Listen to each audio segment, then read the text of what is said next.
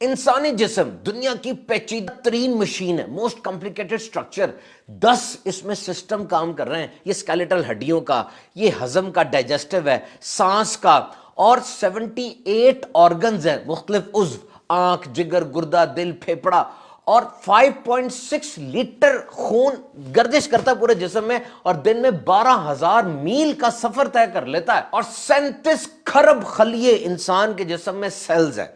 اور اب medical science کی ساری تاریخ اور ساری تحقیقات پڑھ کے دیکھ لیجئے، روزہ ان سب کو ریفریش کر دیتا ہے، تازہ کر کے ساری صفائی کر دیتا ہے. اب دیکھیے نا، کھانے کا ہضم ہونا، ڈائجیشن، یہ بڑا اہم کام ہے. جب آپ کھانا کھاتے ہیں تو پیٹ میں مشین چلنا شروع ہو جاتی ہے. ایملیس، لائپیس، بائل، گیسٹرک جوس، سارے انزائمز آتے ہیں اور کھانے کو ڈائجسٹ کرتے ہیں، ہضم کرتے ہیں. اور اس وقت چونکہ کام ہو رہا ہے پیٹ میں، خون کا دباؤ بھی پیٹ کی طرف ہو جاتا ہے، اور پیٹ کو پھر بھی پورا خون نہیں ملتا، وہ تھوڑا سا ادھر ادھر سے چرا بھی لیتا ہے، کیونکہ یہاں کام ہو رہا ہے. جس طرح جب انسان کو غصہ آتا ہے نا تو خون کا بہاؤ وہ ہاتھوں کی طرف ہو جاتا ہے، کیونکہ ہو سکتا ہے اب ہاتھ کو استعمال کرنا پڑے، اور یہ مشین تو سارا دن ہی چلتی رہتی ہے. لیکن روزے کے دوران یہ مشین رک گئی، پیٹ میں کھانا نہیں ہے، تو دماغ کو اب موقع مل گیا کئی دوسرے کام کرنے کا، اور وہ طاقت جو یہاں لگ رہی تھی اب وہ دیگر کاموں کی طرف لگے گی، جس میں ایک اہم ترین کام وہ ڈی ٹاکسیفیکیشن ہے،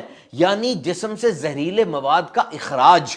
اور یہ جاپنیز سائنٹسٹ یوشیموری اوسومی کی جو تحقیق ہے، لائزوسوم ری سائیکل، کہ اتنی مشین جب چلتی ہے اس میں فاضل مواد، ٹاکسک مٹیریل، زہریلی چیزیں پیدا ہوتی ہیں نا، گند پیدا ہوتا ہے. ایک تو یہ کہ وہ گند نکل جائے، اور روزے کے اندر ایک اسپیشل ری سائیکل مشین ایکٹیویٹ ہو جاتی ہے. اور وہ کیا کہ یہ فاضل اور گندا مواد یہ فائدہ مند چیز میں تبدیل ہو جاتا ہے. اور ویب ایم ڈی میں پبلش ایک آرٹیکل کے مطابق یہ جو ڈسپلنڈ ہنگر ہے، نظم و ضبط کے ساتھ، کہ ذہن بنا ہوا ہے صبح کھاؤں گا، پھر پیک آورز میں بھوکا رہوں گا، پھر آخر میں کھاؤں گا، اس حالت میں جسم میں جو خون گردش کر رہا ہے نا آپ کا، اس میں گند کم سے کم ہے، صاف خون گردش کر رہا ہے. اور یہ صاف خون کی سپلائی جب برین کو ملتی ہے، کلینر تھاٹس، بیٹر میموری اور انکریز شارپنس، یعنی پریشان کن نہیں بلکہ اچھی سوچیں آئیں گی، میموری، یادداشت تیز ہوگی، اور انسان کی کریٹیوٹی، کچھ نیا سوچنے کا اس کو ملے گا. اور یہ تو بالکل کلیئر ہے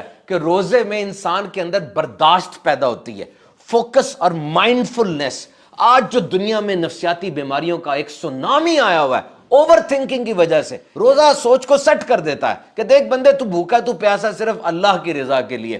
مائنڈ سیٹ ہو گیا، فوکس سیٹ ہو گیا، اور اب یہ اچھلتا کودتا دماغ وہ بیلنسڈ اپروچ میں آ جائے گا، اعتدال کے اندر آ جائے گا. اور اب جو دنیا میں 2 ارب سے زیادہ لوگ اوور ویٹ ہیں، ان کا وزن زیادہ ہے یا خطرناک حد تک زیادہ ہے، تو دیکھیے under proper medical guidance fasting can prove to be an effective, surest and easiest way to shell out excessive fats with an acceptable amount of side effects.